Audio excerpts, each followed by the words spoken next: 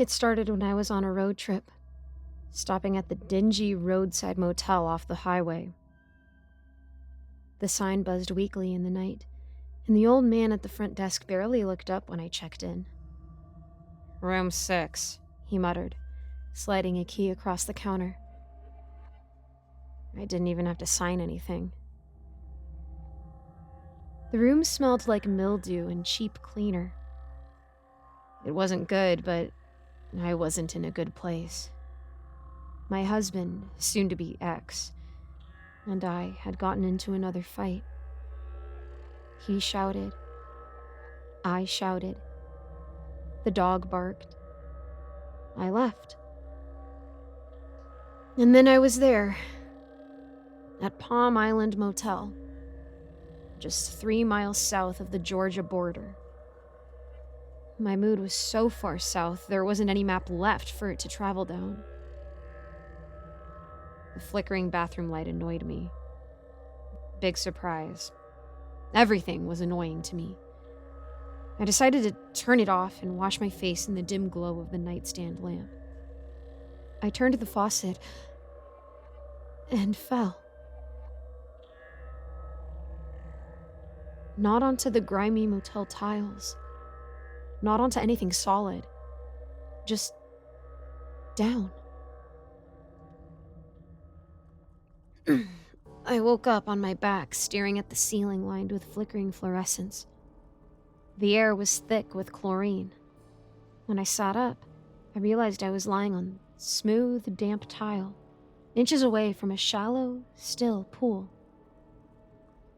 It stretched out infinitely. The water was the most picturesque shade of blue, cartoon blue. The air was humid, pressing against my skin, and as I sat up, I realized that stark white walls surrounded me. "Hello?" I called out, my voice echoing into nothing. What just happened? There was no answer. No doors, no windows, no signs of life. I started walking.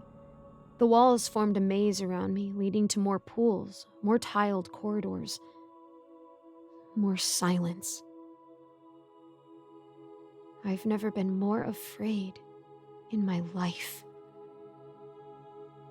I don't know how long I wandered before I saw the first sign that I wasn't alone. A ripple. The water in one of the distant pools shuddered, just for a moment, before going perfectly still again. My pulse pounded as I scanned the empty halls. Nothing. Just the endless pools, the buzzing lights. And then I saw them. Wet footprints. Not mine. It felt like the sort of place where unfriendly people would congregate. Unfriendly things. I should have. Hindsight, right?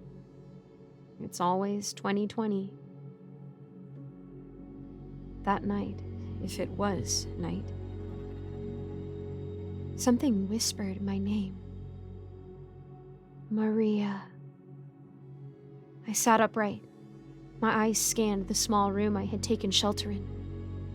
White tiles, blue water, bright lights. No one else was there. This isn't funny, my voice shook. I pulled my knees closer to my chest and tried to ignore the grumbling in my stomach. "Ron?" I don't know why I called out for my almost ex.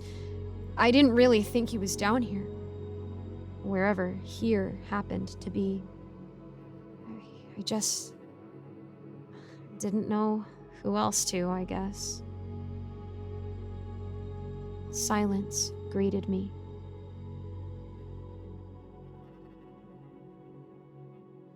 I didn't sleep that night. It was the start of a habit. I don't sleep much here. I try really hard not to, mostly because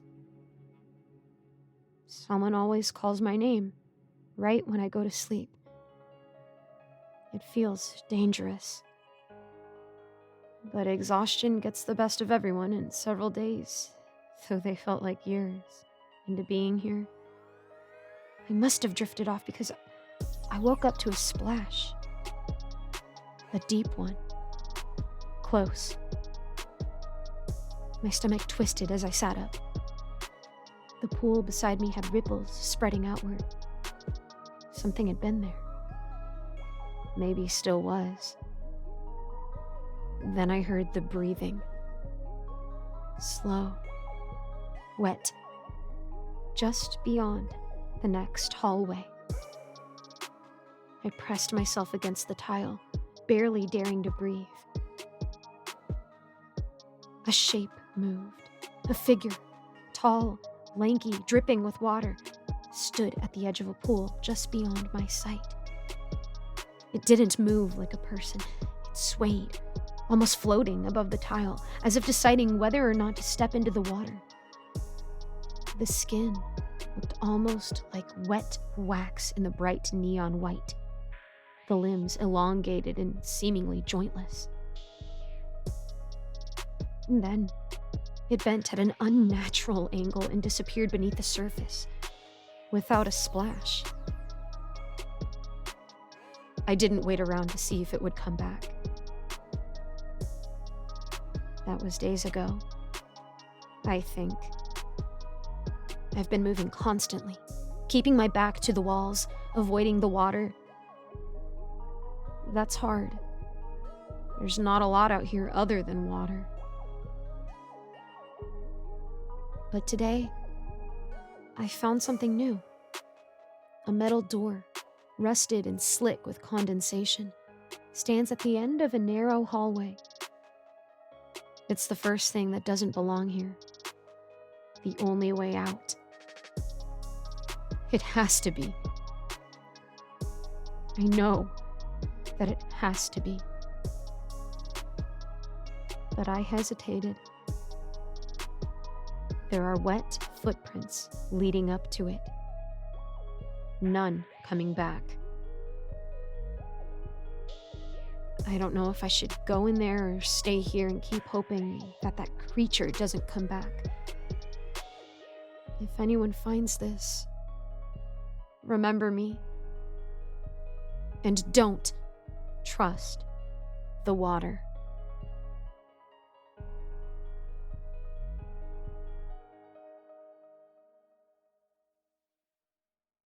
Thanks so much for making it to the end of this video. A quick shout out to my patrons. Seven Cities Journalist, Mr. Sankofa, Austin My Love, Rinku Star, William Hartley, Cupcake Kips, Alonzo, Icy Narrates, and Jesse Hartley.